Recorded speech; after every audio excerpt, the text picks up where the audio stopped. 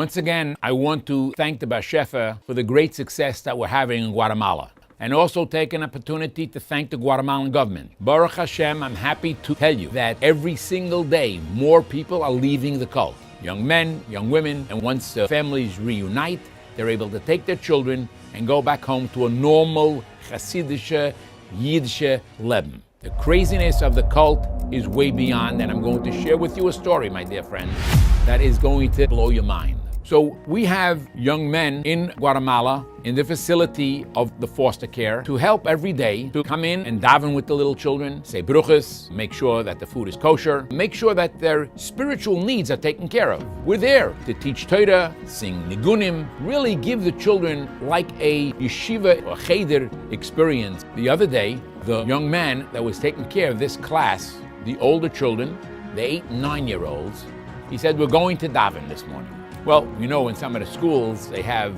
they make a chazan, like one of the kids a chazan. Here, they didn't really have a chazan. They said, one of the boys are going to be the Rebbe. He's going to be the Rebbe. If it's on the Rebbe, and we'll all daven zusammen. They'll all daven together. And sure enough, as soon as this kid took the position of Rebbe, and the other children started davening, what do you think he did? The first thing he did is went over to smack one kid, to push another kid, and to scream at the children about their davening. So those of you who have said, Shia, you're a little too harsh on these people.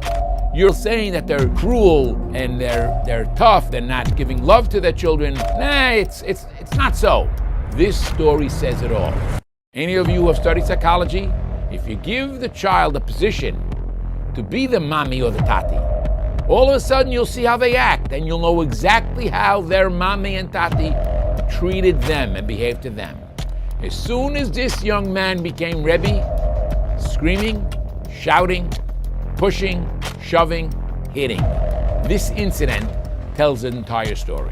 This story goes with the other part of the story, that the women, the so-called mothers, were standing with megaphones outside the establishment and saying, Kinderlach, gedenkt, es nicht, besser zu sterben, giving over instruction to the children not to eat, better to die, rather than to be in this facility. And I must say again, the food is 100% kosher, and we're even trying to apply it to their diet, that the children should be comfortable with what they're eating.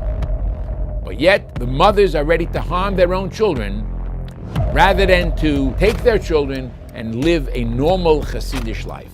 And once again, my dear friends, I have to reach out to you. I want to thank those of you who have responded generously. This is a big operation.